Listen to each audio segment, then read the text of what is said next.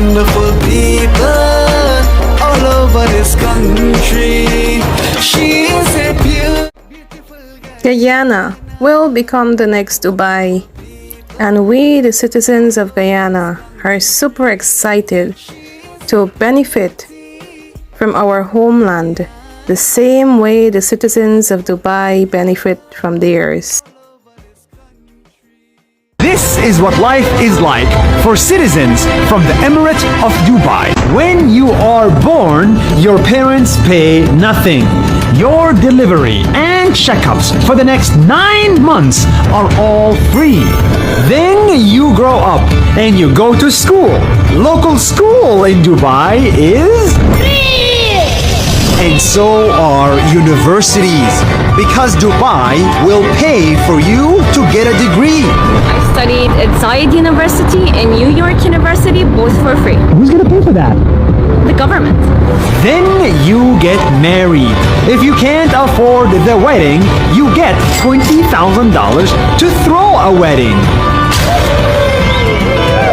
And after marriage, every local Dubai family gets this: free land. Did you get free land? Yes. Did you get free land? Yes. Did you get free land? Sure, yes. And if you cannot afford the home, then you get a grant to build it for free. I also can't afford building a house. I can get a 0-interest loan on housing. Zero? Zero. If you need to go to the hospitals are free. And if you need surgery that's not available here, they will fly you to another country to get treatment for free. When you become a senior citizen, you get discounts, many discounts. And if you live alone and can't afford it, Dubai will even send a caretaker to look after you for free. And when you die, well, in Dubai, that's also free.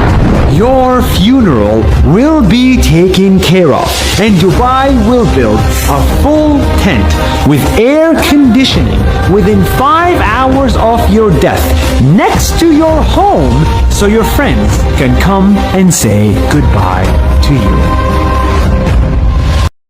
Guyana will become the next Dubai. with wonderful people all over this country.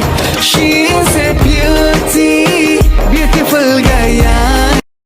Okay, so welcome viewers, listeners to another edition of Globespan24x7, owned and operated by Mr. Nohar Singh, with our technical operator tonight, Mr. Devin Bissoon. We are discussing ethnic relations and national tragedies in Guyana. We will be focusing on the Wismar massacre and the son Chapman. Before we attempt to discuss those matters, there was another national tragedy in Guyana, an arson tragedy involving the death of 19 innocent children, school children, and injury to several others. Before I just came from a memorial service in Richmond Hill, Queens, where was about to begin, and there were a significant crowd. They are going to memorialize the passing of the victims. At present, there were several pundits, Mulvis, Christian priests, the Consul General of Guyana, and the ambassador to the United Nations. I would like to call on each of you to express your views about this arson in Mahdia, where 19 kids perished. First, I'll begin with the former Prime Minister. So first, let me introduce our guest for tonight. We have former Prime Minister, Mr. Hamilton Green, who served a very long time in Parliament. In fact, I think he was one of the longest serving member of Parliament. We have Mr. Ravindra Dev, who served one term in Parliament as a member of Parliament for Roar. Professor Dr. Baytoram Ramharack, who teaches at a community college of New York State in Long Island. And we have Mr. Vincent Alexander, who is well known to this program. He is a commissioner on GCOM, Guyana Elections Commission. Gentlemen, welcome all. Thank you very much for joining us tonight. It's really an honor to have former Prime Minister Mr. Hamilton Green with us. I think this is my first experience with him on Zoom or on this program or any other program. Prime Minister, welcome. Welcome all of you guests. Prime Minister, do you have any views to express on what took place at Mahdia? It's tragic, sad, and a sorry situation. I remember Mahdia going there in the 50s and early 60s. A quiet community with beautiful water, streams. I remember Gasso, Sir Francis, a man from the islands, who sort of controlled that community in those days. And I felt really pained that this should descend on Mahdia, normally a peaceful place, a place of love and affection. And I hope that we can do something to correct the hurt and to avoid it happening again. And my message to the family is be strong. My message to the people of this country, including the government, is that don't treat this as another incident, but look at the causes so where possible, we can put in place mechanisms to avoid a recurrence and avoid human tragedies which have stained this and other countries for generations. Dr. Ramharack, any comments, reflections on Mahdia arson tragedy? Yeah, well, I would echo, the same sentiments. I have worked with kids all my life in an educational setting. So obviously this is a national tragedy, of great proportions, especially happening to the young kids, who by whatever, social or economic indicators you use, are people who are not privileged, but they live in a community that has all kinds of needs. But here you have a national tragedy, that has beset that community. So I would share that sentiment, and I hope that people will continue, as we're seeing in social media, to show all kinds of support, whether it's engaging in prayer or giving material support. One of the things that I would say, and especially again, the fact that you're dealing with young kids, I've seen a lot of pictures on social media where you could see the pain and the anguish on people's face. And I think what is crucial at this point for kids and the parents, who are connected to this tragedy, is to have qualified people, like counselors. If you're in a school setting, counselors would come in and meet with these kids and counsel them. So you have a situation where there's so many kids involved here that I think if we don't have enough counselors in the country, then we need to look elsewhere, neighboring countries, to ensure that these people, who will obviously, be scarred for the rest of their lives, that they do have the necessary counseling that is important to help them and to guide them through this national tragedy. I mean, this has been the talk among the diaspora ever since it happened. I mean, I went to weddings, wakes, funeral service over the last 3 days, and it's the overwhelming talk. People forget about the wedding, people forget about the wake and the funeral. They're only talking about this massive tragedy that took the lives of so many. Mr. Alexander, your views, comments, reflections? When I think of Mahdia, it's one of the places that I took the opportunity to personally drive to. It's one of the most beautiful sceneries, driving up to the Bull Turn and then up to Mahdia. And I always remember the first time I drove to Mahdia, when I arrived at Mahdia, I said, this is sad.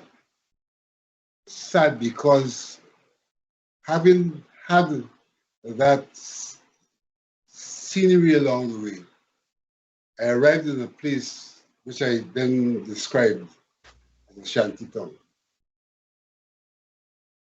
That was some years ago. I've been to Mahdia more recent, and there has been some transformation in Mahdia. Unfortunately, what happened in the dorm is not symbolic or representative of that transformation.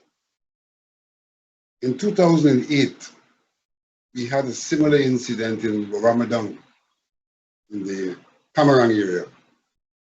And I think on that occasion, if I'm not mistaken, some children died.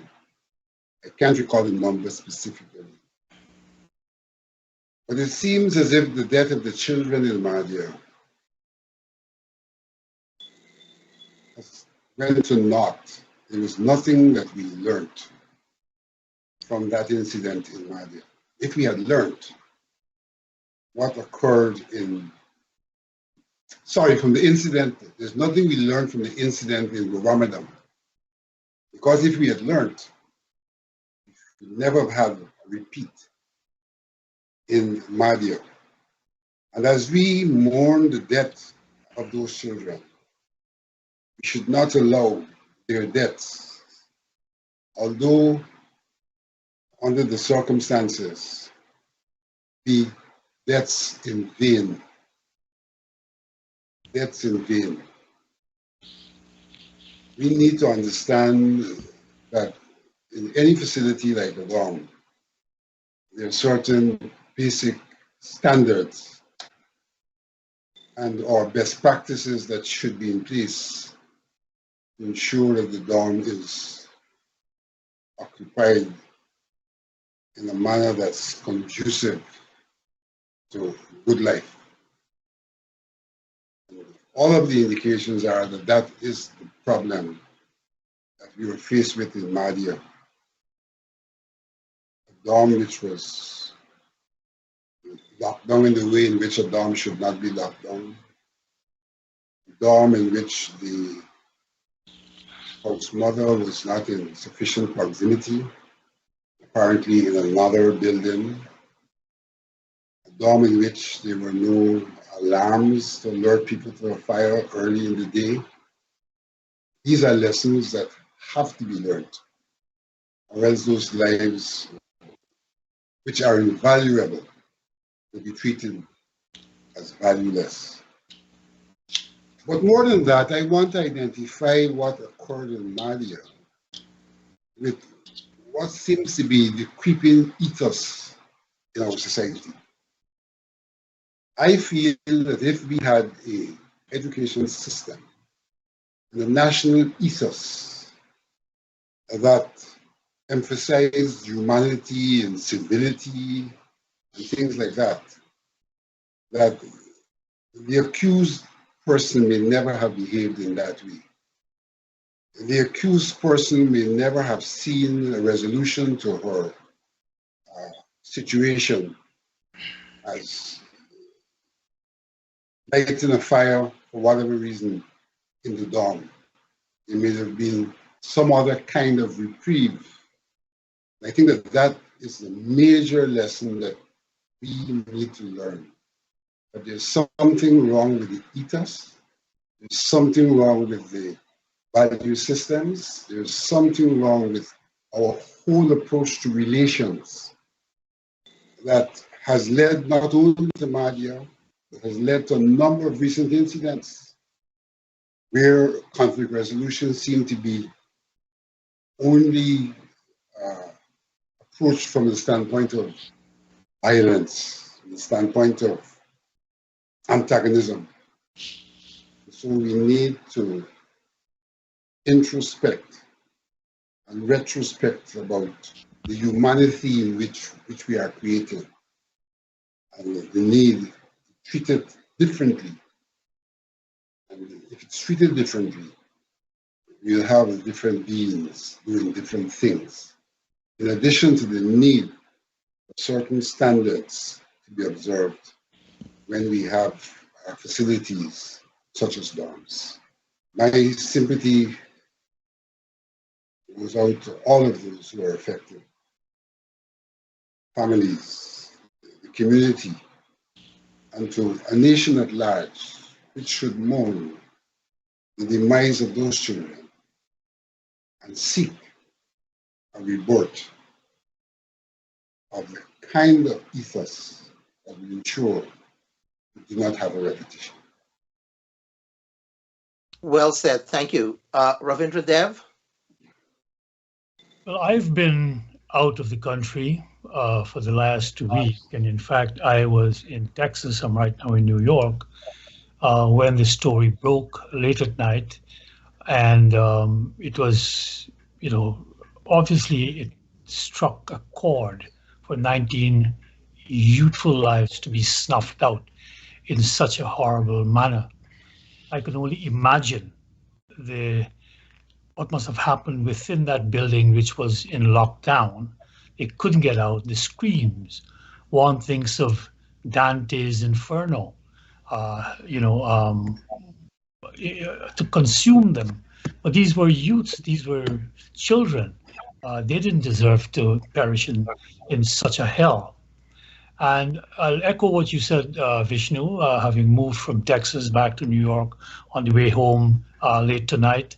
The diaspora has really rallied themselves to share the grief that is being felt with the family within Mahdia, but the Guyanese family. And I think that is heartening. It is heartening to see this national outpouring of concern for our own. And I think this is where, to echo the speakers who preceded me, we should take this as an opportunity. It's a tremendously sad occasion, but even more so because of that, we should not just let it go and fade into the night. We should use it as an opportunity to reflect and self-reflect at a whole number of levels.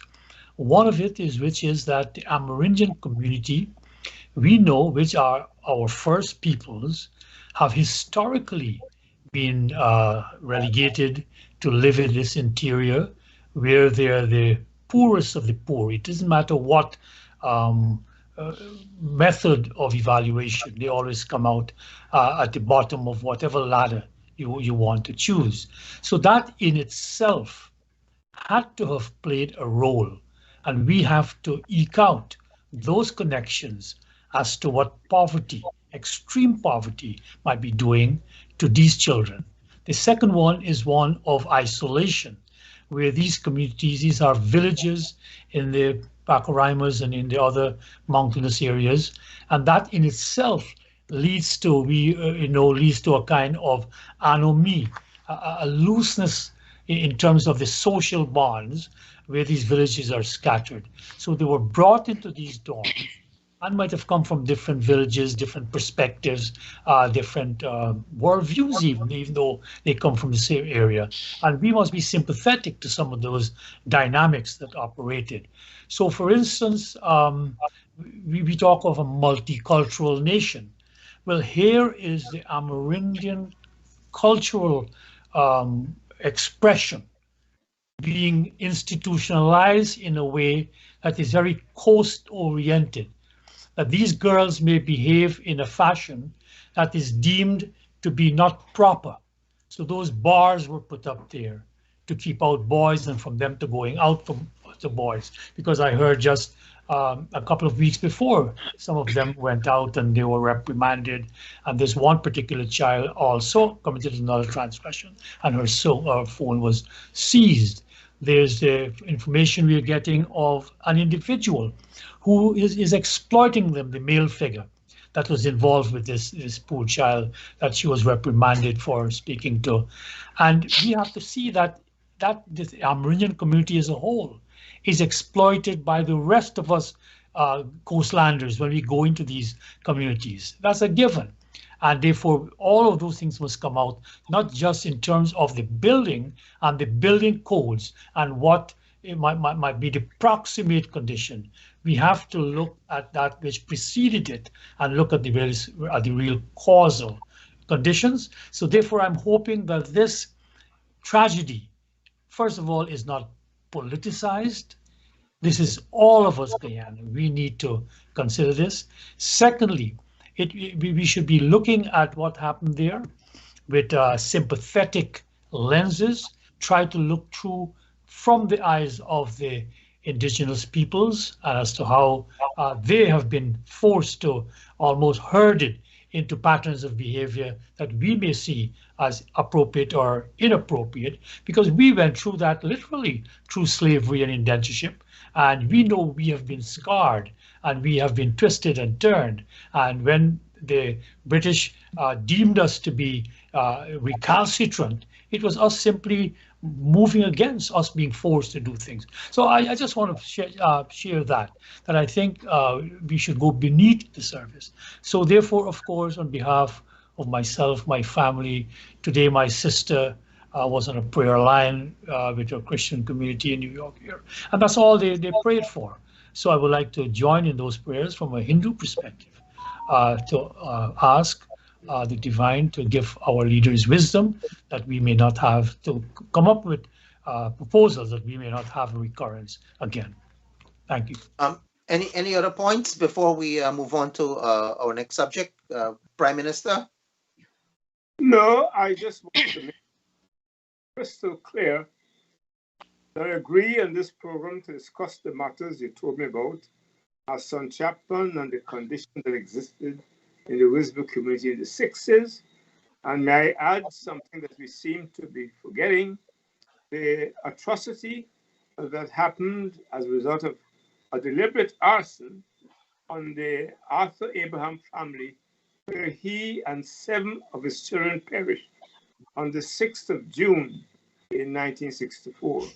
All right, we will talk about that. I just want to finish this this Mahdia tragedy before we move on. Anything else on that? No, I think we can move on. Mr. Alexander, anything else? No, I associate myself with the sentiments of my colleagues as well on this matter. Dr. Ramharack? Sad moment. Well, I mean, you know, there was a major fire, I believe, in 1911 in New York, which actually took place in a garment industry. Yes. I think it was called a Triangular Shirtwaist Factory. They made clothing.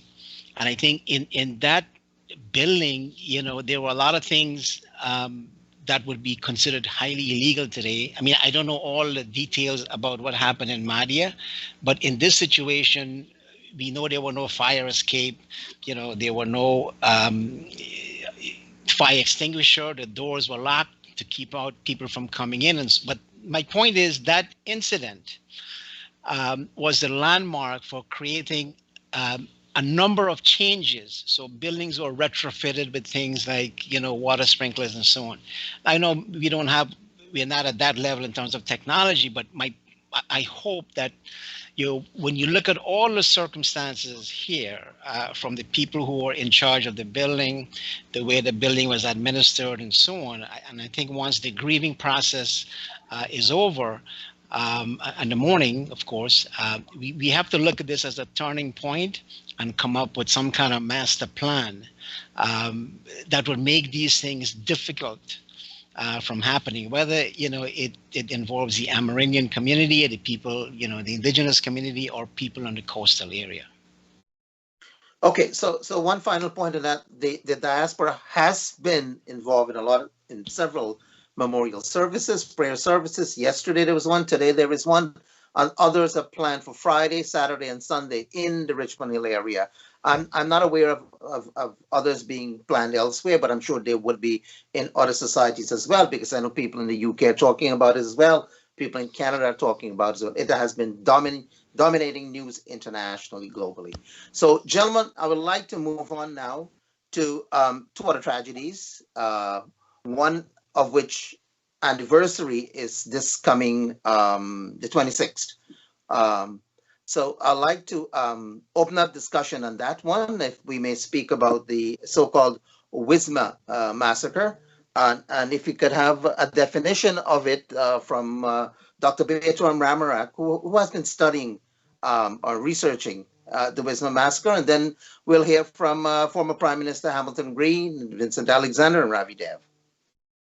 Well, I think the word, massacre has been used by Chetty Jagan in his book. And I think what he had in mind is not necessarily the number of people. Again, I'm talking about Wismar, not just the number of people who were killed, but in total, the number of people who were uprooted and the nature of the tragedy. Obviously, Son Chapman and Wismar are you can't separate the two, even though there are different circumstances that led one to happen and the other to happen. We know one was examined through a commission of inquiry, and another, examination was done through a coroner's inquest. But to come back to the question that you raised, I do want to share this information with those who would be looking at this program here. History is important. There was a famous Haitian anthropologist, Michel Trulou, who wrote a book called Silencing the Past, whereby he makes the argument that history defines all of us. And we have to play that role in defining that history, because everybody has some kind of experience which is connected to their reality, their truth, so to speak.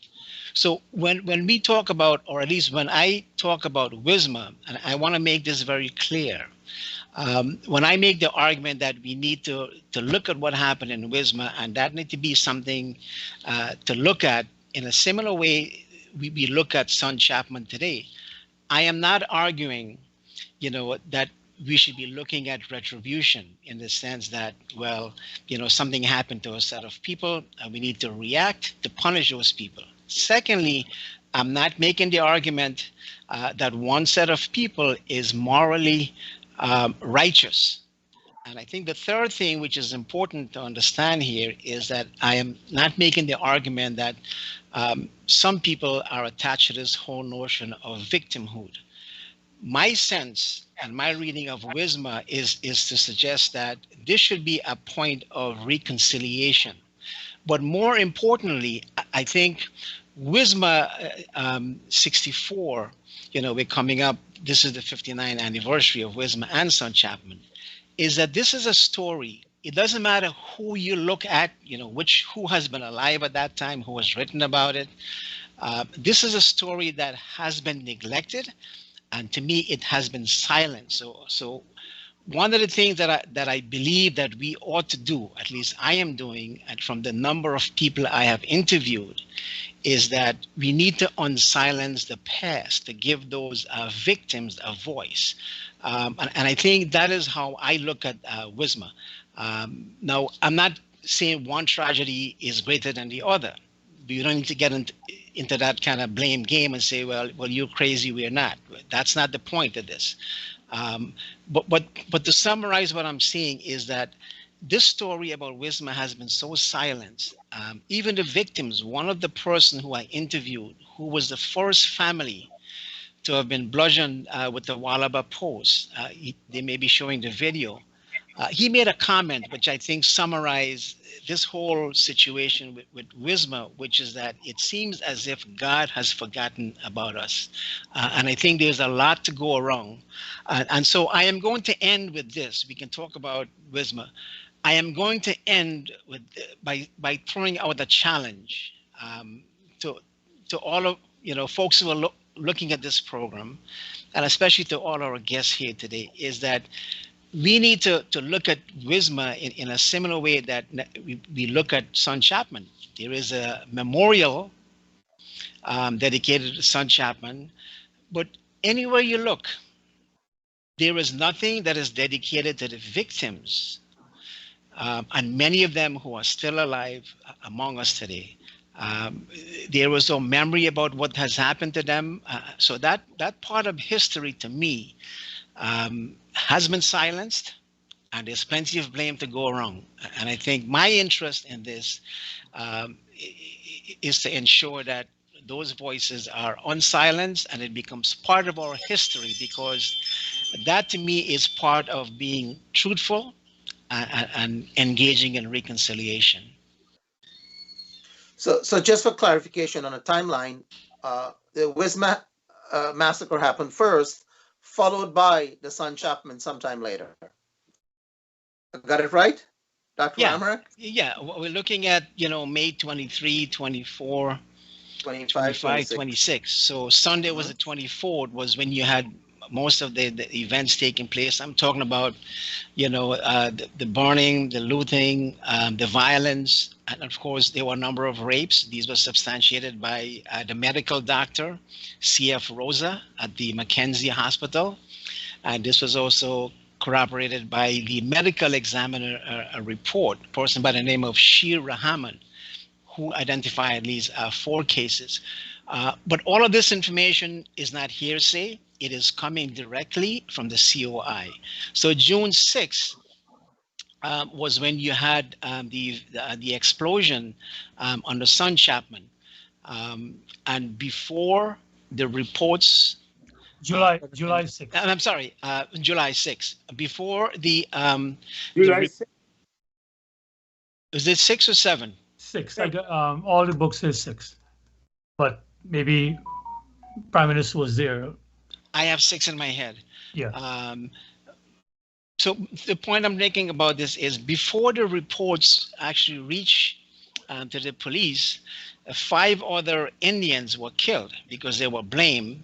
And these were people who were basically invited by Denver, the mining company, saying that, things are safe, you can come back, and you can work. So you have a second spate of events that took place. So these 2 events are certainly connected. Okay, so Mr. Hamilton Green? Well, let me repeat what I attempted to say a moment ago. I'm on this program primarily so that what we say, the things we say are accurate, historically accurate. And second, perhaps most important, it should serve to ease the pain that this country is still feeling. We want to heal, not to hurt this nation. And whatever I say is in the context of that objective, that dream. Because I've heard emotional terms used about Wismar and other places. I was an activist in the country. In fact, during all this, I was General Secretary of the party, and I had to go up there to deal with issues.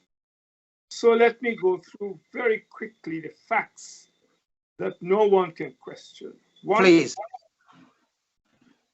One, as I said, let's heal at first. One, what happened at Wismar Christian work in the first instance was a consequence of a situation that had developed in parts of West Coast Beast and particularly in the Marconi area. The majority of bauxite workers were Afro-Guyanese who emerged from those communities. And I think what sparked the hostility was a remark made by near the river at Wismar when they fished out a young Afro-Guyanese with his parts dismembered, wrapped in barbed wire out of the Marconi Creek. I think it was part of the Halley family. That ignited very horrible conditions. One person was killed when he got into an argument, and people were beaten. The Irish car was used to bring people to Georgetown to safety. Many of us went into the community and sought to bring peace. And in fact, we encouraged Indo-Guyanese who were displaced, were beaten, to return to the community and to help them repair their homes and houses. What caused the second wave was the son Chapman. There's an extensive inquiry into son Chapman, which I don't think we have time to go into, but it's clearly the work of some set of persons in an environment where there was tension and hostility. The report, corroborated by all the evidence, was that a gentleman, I think his name was Gobing Singh, better known as Paddy Man, had boarded the son Chapman, owned by Yakub Chapman, a supporter of the PNC, at the Sussex Street Wharf, and loaded 2 bags of paddy, but never traveled. The engine blew up as they approached Corradaya, and 47 lives were lost. I was up there when the anger erupted and caused a second wave of violence. 5 Indo-Guyanese were killed. So in all, 6 Indo-Guyanese were killed in that process. There were 47 Afro-Guyanese who were killed as a result of the Son Chapman explosion. Evidence is available. He went to a certain place shortly after he placed the paddy in the launch. The reporters there were all to scrutinize. And what I seek to do today is to avoid the mayhem and the madness that occurred during those days. In the midst of the Cold War, one must not ignore this aspect of what took place at Wismar Christianburg. And we must turn away, trying to avoid these things happening again. When the program was about to start or started, I mentioned another tragedy of equal significance. When Arthur Alexander Abraham, a well-established prominent secretary, considered what we might call a local white, was prominent secretary to the Premier's office, Dr. Jagan's office. He was suspected or accused of passing information on to Peter de Geer, Portuguese, that same grouping, and for some reason, and the records are there, the report is that he was transferred on promotion from being Permanent Secretary of the Premier's office to Permanent Secretary of the Ministry of Works. His home was obliquely opposite the Brickdam Cathedral.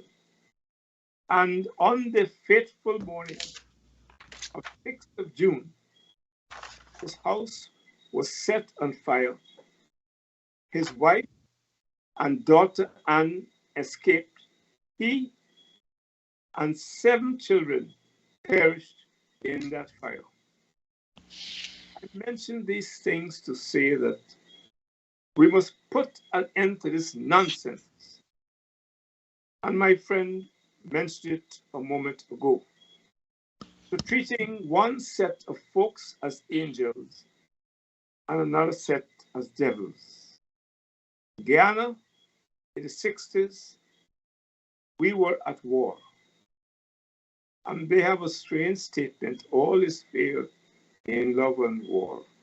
What we need to do today, with these tremendous natural resources that the Creator has given us, is to avoid those mistakes and identify the fly in the ointment that created conditions that pitted Afro-Guyanese against Indo-Guyanese generally and others.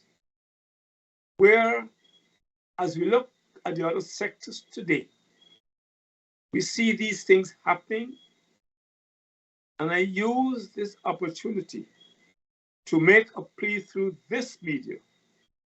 Our leaders on both sides of the divide put an end to this retooling of history and to sit down around the proverbial round table, like knights of the round table, sit down so that the tremendous resources we have, we can bequeath to succeeding generations a country that is prosperous, peaceful, and powerful. Look at the figures, my friends. Guyana per capita is by far the richest country in the world. I repeat that. Per capita, we are the richest country in the world. So why should there be suffering? Why should children go to school without proper meals? And as Lincoln Lewis said in his letter a few days ago, why should people be suffering? You know why? The old master has come back in charge, and we, like the underlings, unable to sit and talk, are the victims of divide and rule, the victims that cause what we call the Wismar incidents and the son Chapman atrocity and the Arthur Abraham condition. The other thing that triggered Wismar was a young man with relatives at Bauxite Company ventured into Metamazog, and he was greeted and assailed and killed by bombs. This happened on the other hand. Indo-Guyanese ventured into traditional African village and were killed. It was a period of madness, and let us avoid it happening. As I said, I don't have to read anything. I was General Secretary of the party from 1962, and I had to save some of those people. A young man by the name of Trevor Bacchus came to me at Congress Place in tears. His mother Indo-Guyanese, his father Afro-Guyanese. He tells me during those horrible days, he went to his mother's village and they chased him because he had African blood. He went to his African father's village. They chased him because he had Indian blood. We kept him, fed him, clothed him for months at Congress Place. This must not happen again. That is my initial salvo, and I am available to relate the truth of those two incidents and actually what happened after the first difficulty in the Wismar-Christiansburg area. We went up. If I may interrupt you, we will come back to you. Let's hear from Mr. Alexander Ravi, and we'll come back to you. Is that all right, Mr. Alexander? Mr. Alexander, you're on mute.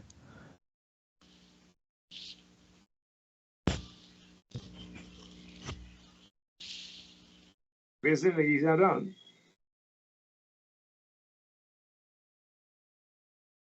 Yes, I, in some regards, share the sentiments of my colleague Ramharack. We ought to be able to come to terms with our realities. We ought to be able to acknowledge things that occur. We ought to be able to have the occurrences properly documented in our history. We ought to be able to bring these to the attention of current and future generations. But all of this should be done from the standpoint of lessons learned and lessons to be learned. I think in retrospect, everybody agrees that those things which occur are not what you would have wished to have occurred. Obviously, there will be different perspectives as to why they occur. But the fact is that they have occurred and that they were unacceptable and that we would not wish to have them reoccur because there are really no beneficiaries at the end of the day. And so whilst on one hand I embrace the perspective of Baytoram in this matter, I also embrace the perspective of EUC Guyana when he spoke about no guilty race. And in some regards, I think that Mr. Green may have been referencing that because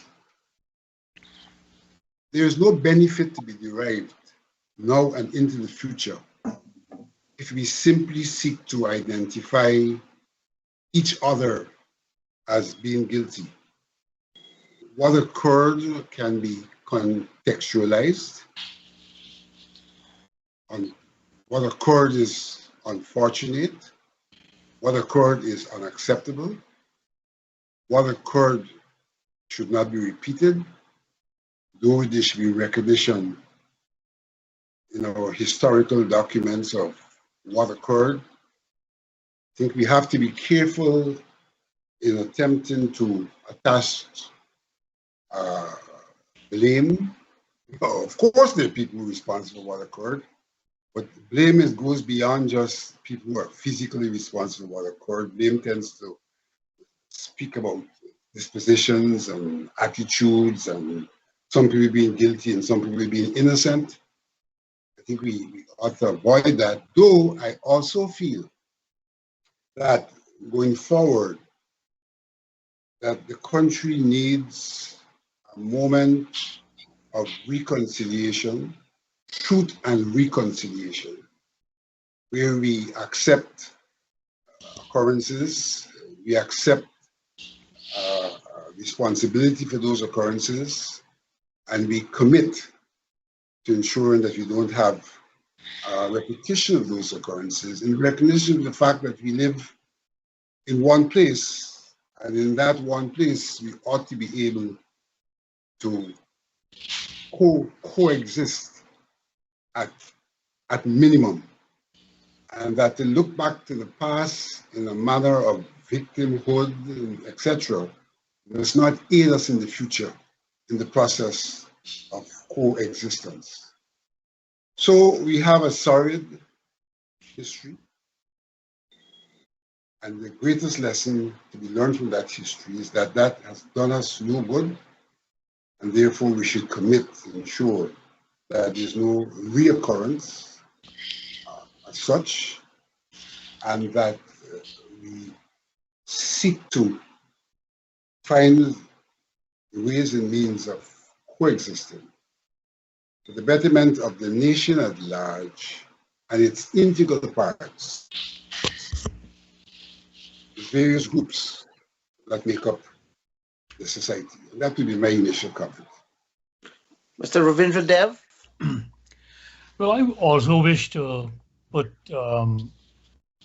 perspective on what I think how we ought to look at history, because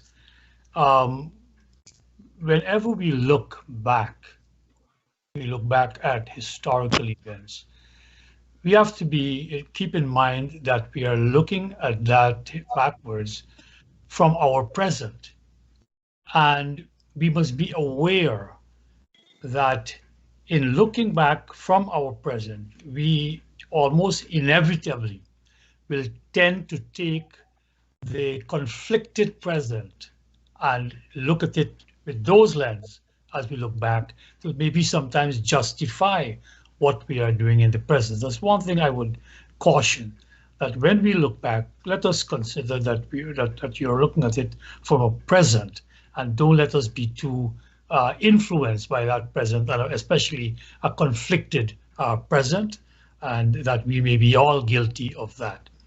The second thing I would like to caution in terms of our perspective is what some Russian writers have come up with in terms of how we look back at memory. And memory is different from history. History maybe is what you record, and the books that you can go back and fact check and all of that. Memory is what we remember.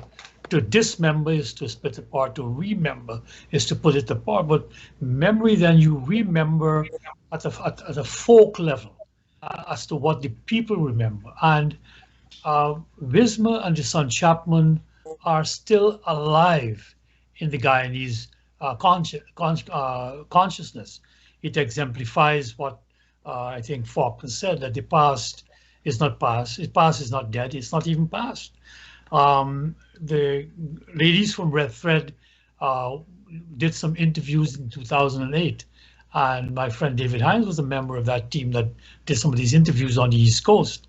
And this found that individuals from Wismar, both African Guyanese and Indo-Guyanese, those were living memories, and it colored their perspective into the present in 2008, when there were another upsurge of violence between the two groups. So let us not dismiss Wismar and son Chapman. And the third perspectival comment I will make is what was out of those Russians. They talk about memory warriors, people who insist that their vision or their version of the truth is the truth in capital letters. And I see my elder, Mr. Hamilton Green, speaking in such terms when he insists that what he recounts is the truth simply because he was there. But in fact, but the point is that since he was there, that is seen in retrospect as almost a disqualification, because you can be so enmeshed in that past that you are bound by your perspectives that were honed in that past. So take, for instance, Mr. Green's account of how Wismar occurred, May 25th, 26th, and all that. You see, we can't get away from the history now. There's a historical inquiry that was convened by the governor, no friend of the PPP, if you want to put it in that sense, and he convened, and Dr. Harold Drayton, who was very critical of Dr. Jagan on that side, participated in that inquiry.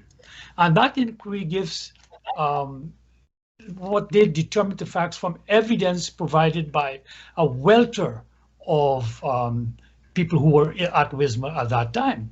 So basically we hear about the Seeleys, the elderly couple being killed aback of Buxton on the 21st, discovered the 22nd of May, and that led to this because a lot of individuals came from East Coast also. Of course, they're from Region 5 also. But the point is, in Wismar at that juncture, coming back to what the inquiry found, that as early as, and I'll go to my notes here, as early as the 20th, the house of Pandit Ramlakan was bombed. So in Wismar, as early as the 20th, before any coastal events happened to trigger it, Wismar was astir. A strike was called on the 21st. There was evidence that the PNC's MP, Mr. Robert Jordan, was seen in instigating individuals that we got to do something about what happened to the Seeleys and all of that. So we cannot ignore that. I think, and I'll conclude here, that what we ought to do is that when we look back, recognizing we are looking back from a present, we must keep an eye on the future. What is it that we want for Guyana? And I think unanimous among all four of us, the panel here, we want a future which is not so conflicted and conflictual.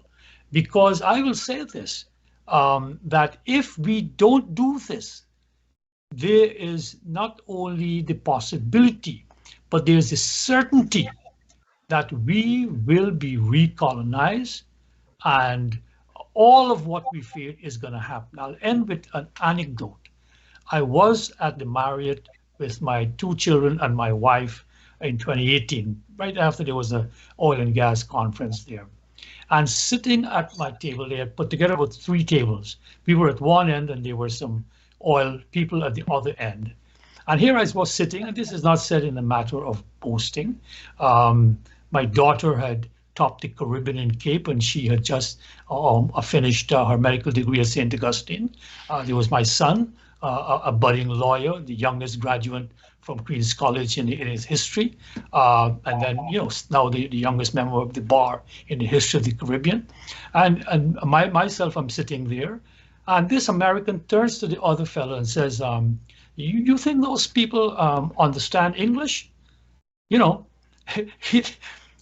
That's it. I mean, here we were in our country, in our hotel, built with our money, and here was these 2 people who could afford to rent an entire floor, inquiring in a rather contemptuous tone if those natives down at the other end could understand English. So I want to just say this, that if we keep on not looking at that future and keep quibbling about the past, let us not agree to disagree. I accept, Mr. Green, that there will be one version, a narrative in one community, and there's another version in another community. And let us understand where that comes from. But we must now try to meld those 2 narratives into one that is for Guyana. And I think the present tragedy in Mahdia shows us that we can come together, and we ought to come together again. Dr. Ramharack, response to this? One of the examples about the value of history, and I'll share this with you. We had to create a course called the African Diaspora and the Caribbean a few years back, and we were looking for books. And one of the events we wanted to focus on, because the teachers who were in the group made the comment that there was nothing about Juneteenth. Now, if anybody knows about Juneteenth in the United States, it's about the celebration of African emancipation in the United States going back to 1865. But again, this is 2 years after, right, the Emancipation Proclamation. But my point to all of this is that we could not find a book for this course that addressed this issue, and that was a few years ago. Now today, the President of the United States has signed a bill making Juneteenth an important recognition holiday. My point is that it goes back to what I was saying before about the narrative, right, of who we are. Elder Green would have been 30 years old, in 1964. He joined, I think, as he said, the PNC in 1961. In his book, which is called Peace to Pain. And again, I want to show you how the narrative can vary here. So the question is, whose narrative do we select? And that goes back to the question I raised earlier about people, being given an opportunity to speak their own truth. In Mr. Green's own words, in his book, Pain to Peace, he said, at Wismar, there was an outbreak of racial violence. Indo-Guyanese were killed and hundreds of business places and homes demolished. That is as much as we get about Wismar. Now, granted, Mr. Green is an elder, and he, as he said, he was in part of the PNC. So the historical memory of those events and other events obviously would have been etched in his mind. But I want to come back to this question of narrative. I happened to pick up a big fat book written by Harold Drayton, An Accidental Life. And Drayton was actually one of the 4 commissioners, speaking about historical facts here. I'm not making things up. I'm going back to what he said. And this is how the narrative differ. He said in his own words, and he's taking that quote out from the commission of which he was a member, that this attack was not spontaneous. It was never spontaneous. The fact remains, and again, I'm not claiming victimhood, and I'm not saying this version of what happened in Wismar is superior and it ought to be given higher prominence. I do agree that we need to look at all of our historical experience, and that has to become part of our narrative. But we can't deny the fact that there are people alive today, whose voices, and this is the question that comes up in my mind. Why is it so difficult for people to talk about Wismar? You pick up the newspaper, in the Chronicle, you see a picture of, David Granger, a historian. He's laying a wreath at the foot of, where the son Chapman happened. There is a memorial. Every year they do celebrate in Wismar. There is a place called the Valley of Tears. As the mining community began to expand, let's say from the 1925 to 1960, people began to move from as far away as Blackbush Pola, Letterkenny from Borbice. And this big area became a very thriving community. There was a cinema, Crescent Cinema, there was the Royal Bank of Canada. So by the time you get into the 1960s, it was a vibrant community. An entire community of people was uprooted. But yet, and again, this is the question that I keep asking myself. Why is it that every year when we talk about son Chapman, not a single word of Wismar is mentioned?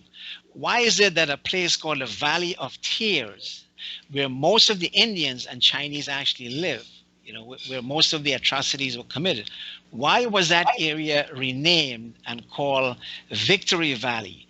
So again, it comes back to the point I'm trying to make.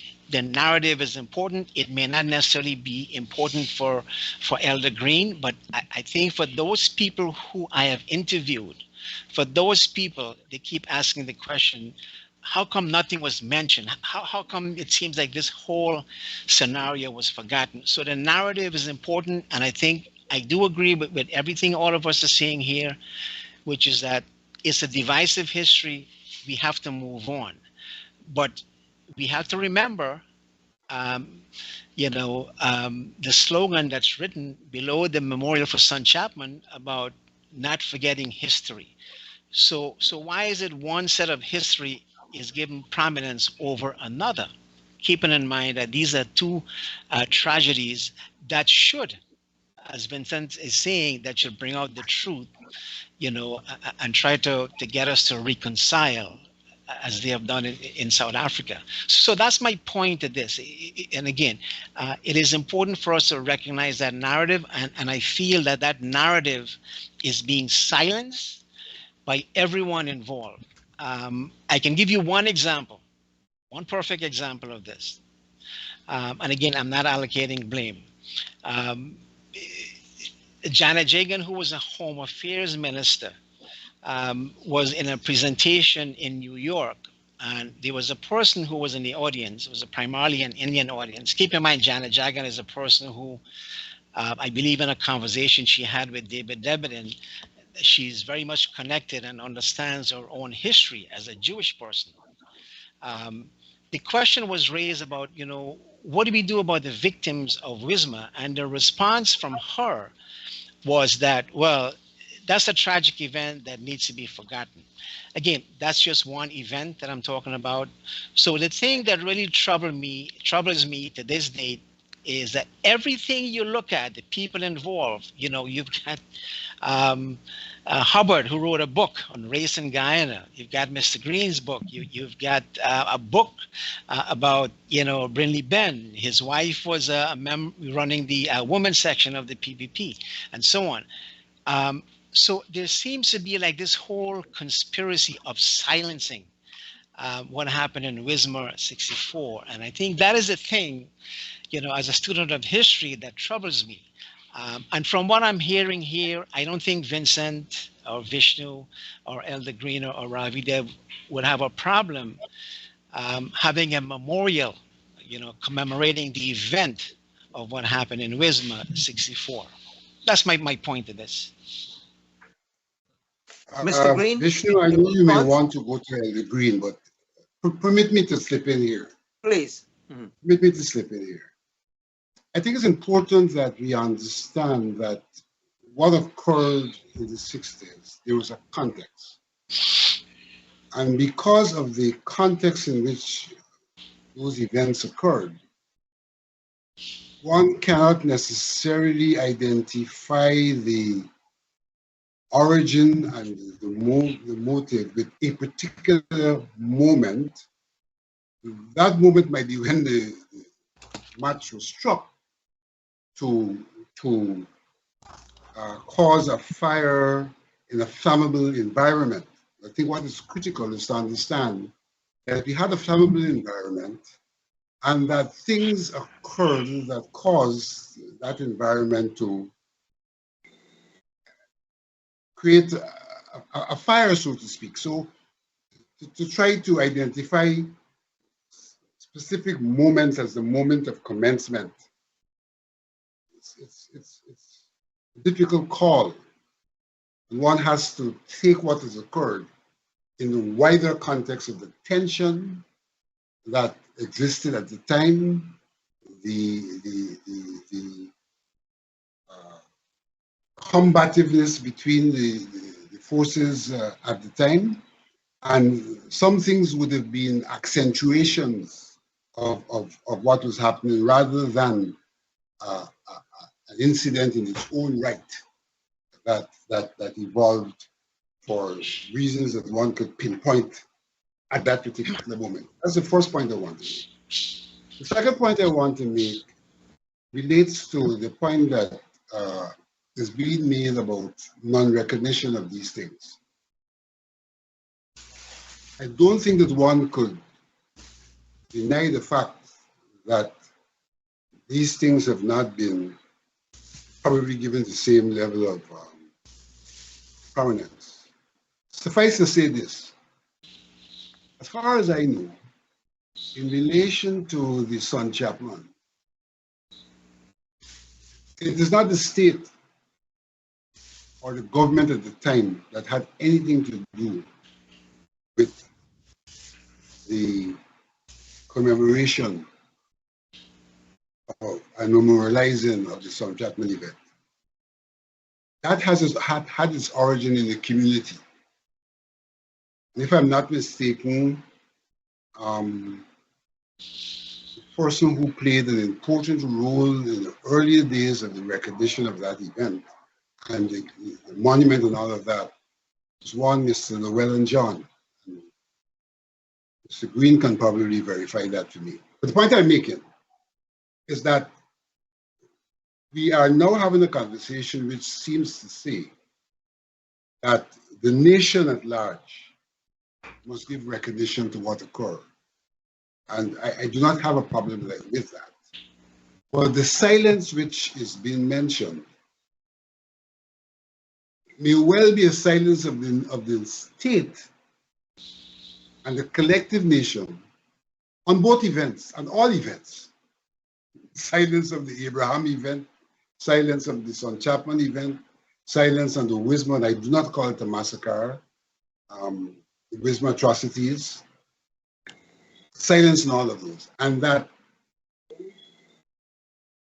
probably it shows a problem that inheres in our nation, that one community sought to give recognition and commemoration and memorializing of what to them affected them, and not to do it similarly for others, whilst others have not done it for themselves as well.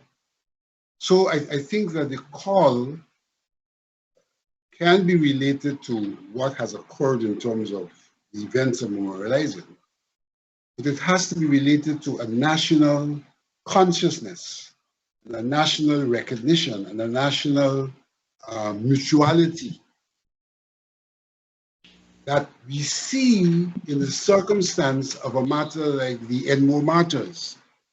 We know that the Enmo martyrs, the monument and those things occurred started under PNC government, but it is not a matter of the government per se, it's a matter of the state and the nation. And that the call you are making has got to be equally a matter of the state and the nation, without a diminution of what the community has done in an instance like the son Chapman matter, because there are other things. For example, I could cite instances where I think that the African Guyanese community in the state has failed to give recognition and to commemorate things which have affected African Guyanese. Whilst there are other incidents like what occurred with the toll station in quarantine and the ballot box martyrs, commemorated by not the state again, but by a particular community. So we tend to have this community commemoration, and we have not gotten to the point where, through a process of truth, a process of reconciliation, that we come to recognize that those events were events that need to be memorialized in some way, benefit of today and tomorrow, so that we do not repeat those things, and we accept that those things which occurred should never have occurred, not forgetting the context in which they occurred, and they cannot be viewed as isolated incidents. Mr. Green? Vincent is right. The important point I would have made in response to my friend is that the monument related to son Chapman was neither a state nor a party activity. It was pushed by the owner of the launch, Norman Jacob Chapman. He mobilized funds, identified the spot, and got support from the people like Llewellyn John and other individuals. Had nothing to do with the party at the time, nor the government. In a letter which I hope will be published again next week, I said that there should be some plaque to remember the Abraham family in Hatfield Street. There again, the state has done nothing about it. And there is the experience, so that it is easy to talk about why not Wismar and the son Chapman. These were not government initiatives. And in fact, one has to take into context the environment at the time. Enmore Martyrs was very significant. It was a struggle against the plantocracy. And the monument was initiated by Burnham, who felt that that should be put in record, the children and their children, of what occurred at Enmore at that time. So it's not a question of X or Y, it's a question of the circumstances under which these incidents occurred and who would like to remember them. So I think we can put that to rest. If anybody wants to put a plaque at Wismar, I don't think anybody would object. If anyone put a plaque for the people at Tain, Ishmael family who were murdered and raped by persons whose name I can't call now. Incidents along the East Coast corridor, there were marginal lines. What many people are attempting to do is to remember those incidents and to do such things as to avoid recurrence and to learn from the unhappy periods of our history. And in all of this, to remember that behind, as I said in a letter, which I hope might be published tomorrow, there is the tears behind this. Vincent mentioned Guyana.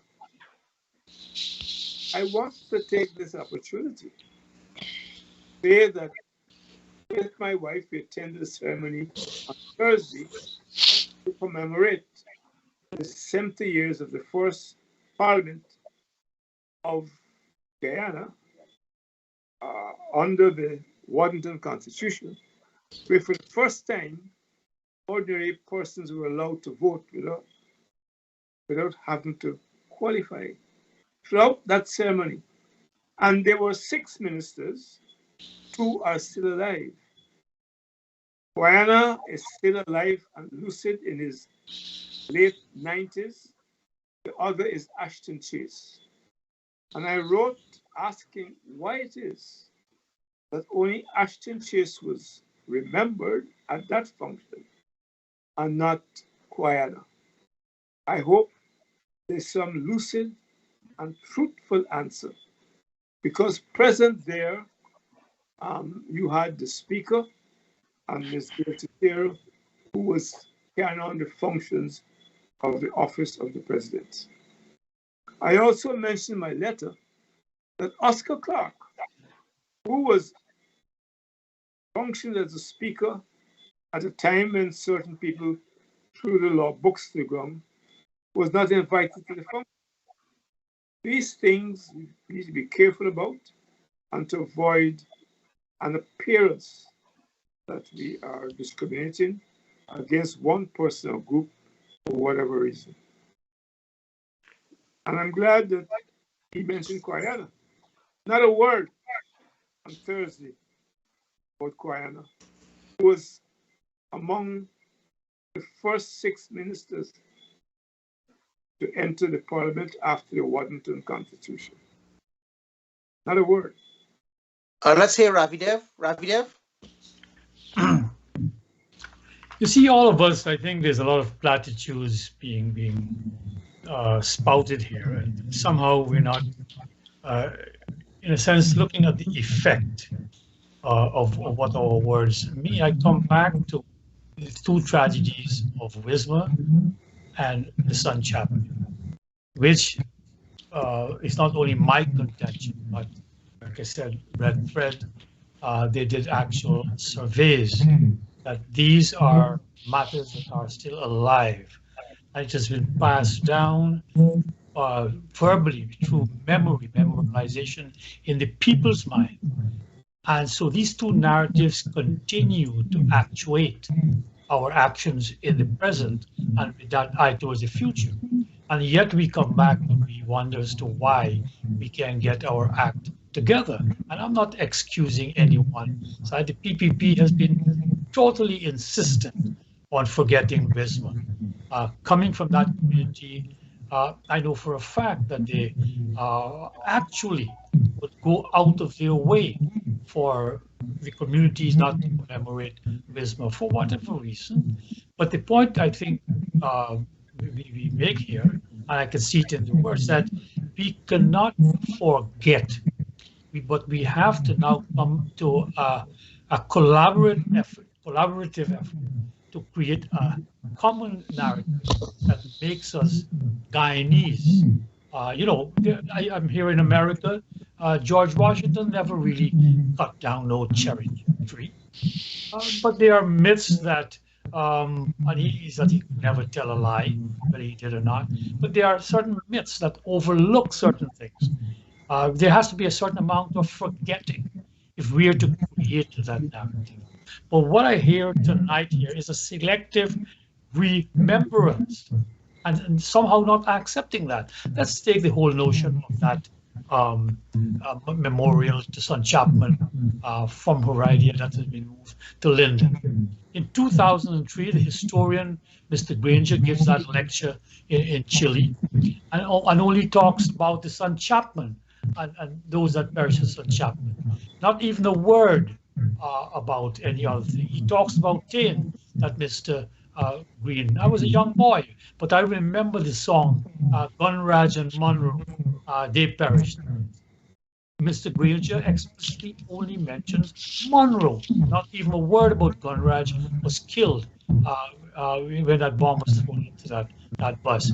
And we come to the following year in 2004, when the event begins to be commemorated up at Heredia. Where all PNC leaders, including Mr. Corbett, participate.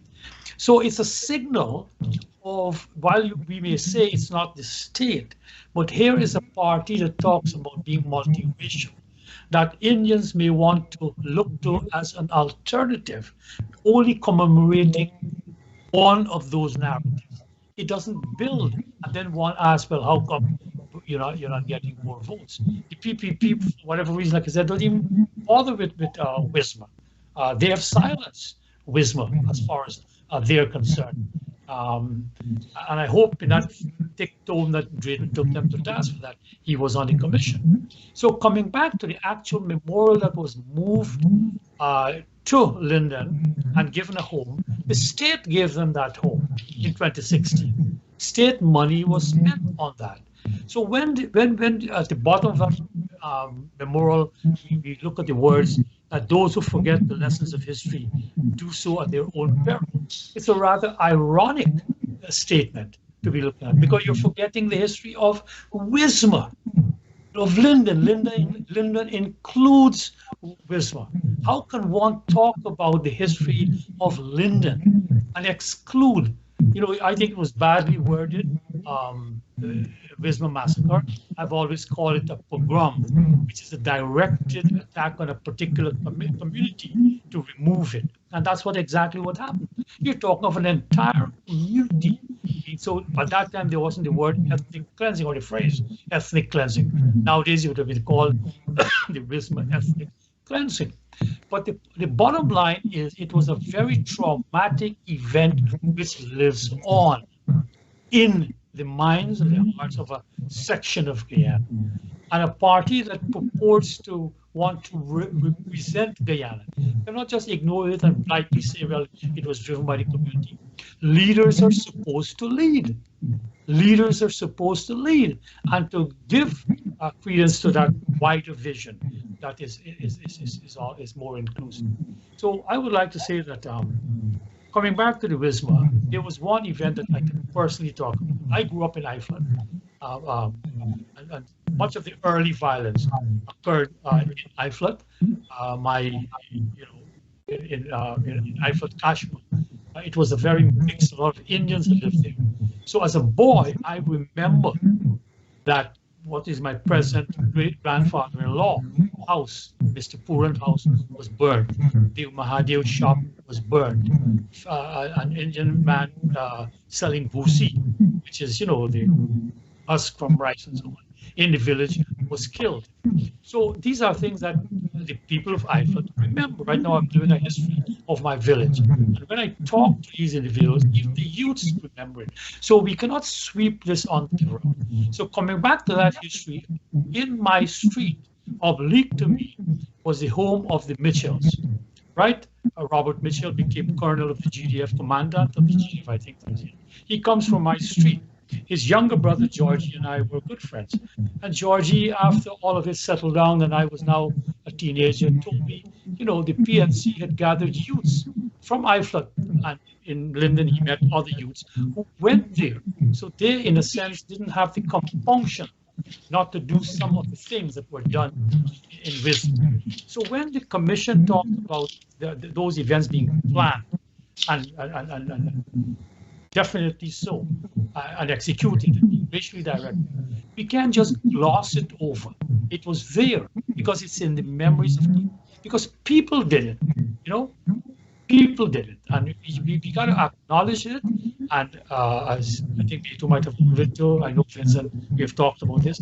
It has to be not retributive justice, but restorative justice, to give justice to those people who have been hurt and killed and wronged. So coming back to Iflat, there was an old man who had a farm. His name was Gardner. And Gardner is returning to Iflat in his cart, donkey cart, and he is killed somewhere in Zim. Right? I remember that. So yes, on both sides. So we have to acknowledge, not gloss over it in trying to go forward, because if we try to go forward without the acknowledgement of the hurts, it's gonna burst. It's like Langston, you said, it's gonna burst like a sword, and that's rather nasty. Okay, so gentlemen, we only have a few minutes left. I wonder if you could just take a minute each and give your final comments. So, good, Vincent Alexander, Hamilton Green, Baytoram Ramharack. My view on all of this is that there has to be collective action and collective responsibility. If one looks at this nature in which society has been fractured, then one could see things that are being talked about in reflective reflection of the fractured society and what my friend would call a bicommunal society. So I think that one has to look towards collective responsibility and collective action, which may well have its work in some form of truth and reconciliation. And against that background, I become a little bothered sometimes when it seems to be that the burden is placed on one set of people rather than the collective at large. I feel slightly that way about how things have evolved in terms of Wismar has not been what some Chapman has been. Why haven't the people in Wismar also recognized the Wismar massacre, as if not saying to the other people, haven't you also? But I wouldn't say he did. I would get back to the position of Guyana. He said no guilty race. You may say it differently, no innocent race. At the end of the day, what is required is a collective consciousness, a collective response against the background of a society which was and is fractured, a society where from time to time we articulate the need for oneness, and that need can only come through truth, almost in its absolute sense, and reconciliation as a means of bringing us together.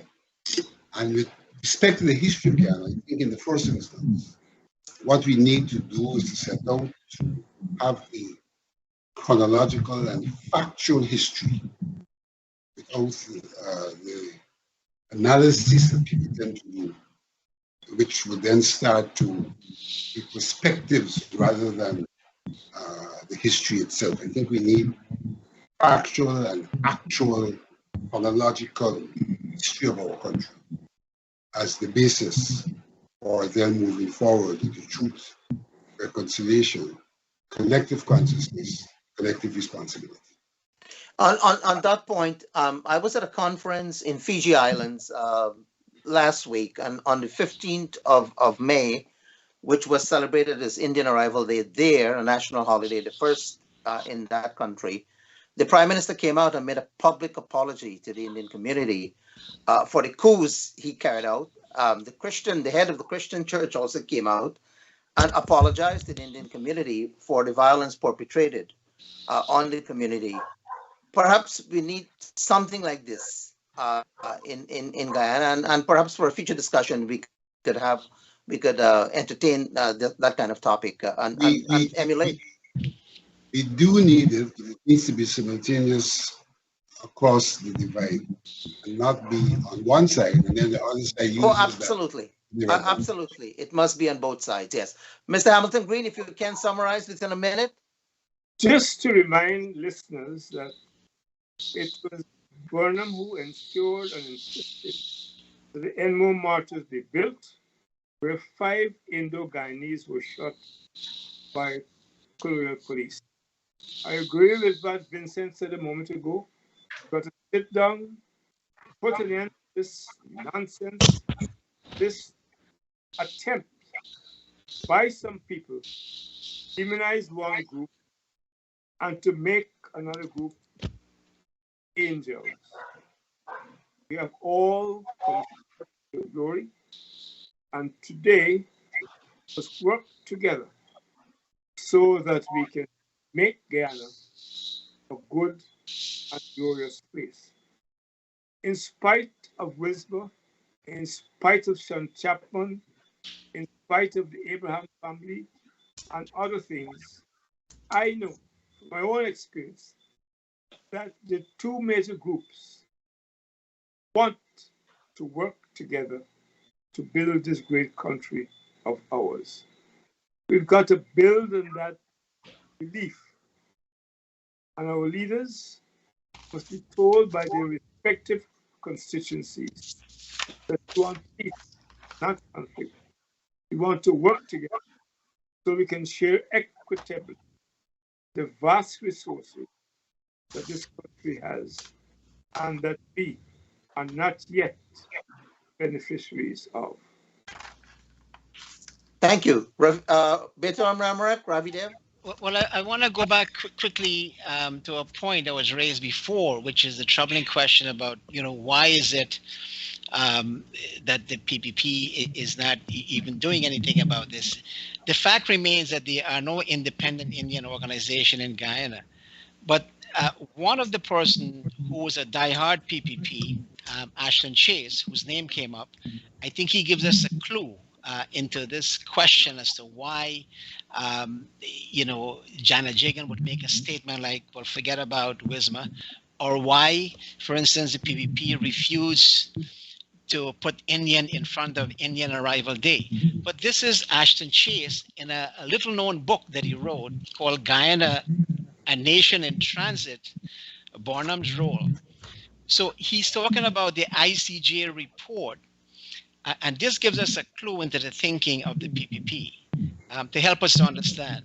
He's saying that the PPP did not push the recommendations of the ICJ, which Barnum threw out the window, which is to balance the forces. But Ashton Chase is making the point that the PPP did not want to be stigmatized as an Indian, quote unquote, as an Indian party. And that is the point he made. And I think that gives us a clue because I don't want to let the PPP off the hook, right? But I want to leave that with your audience because I think history is important for us to reflect upon. And my last comment would be that, we started out this program talking about Mahdia, and I do want to end with what I believe all of us would agree, that our hearts and souls go out to the people of Mahdia, and our obligation is to look at this as an event and to make sure that these things do not happen in the future in Guyana. Ravindra Dev. Yes, I like that tone, and I think Vincent has a point there that it may appear that we are only looking at one side, but it's not one side to blame. Yeah, it is one side because the other side, represented by the PPP, and let's face it, in Guyana, no matter how you twist it and turn it, it all comes back to politics, and the PPP has refused to acknowledge the salience of race, and anything that has to do with race, it avoids it, with a 10-foot pole. So, but that's something that I would think, therefore, that if we can now come together at a grassroots level and begin to talk about these things frankly, as we're doing on this program here, then I think we can move the yards.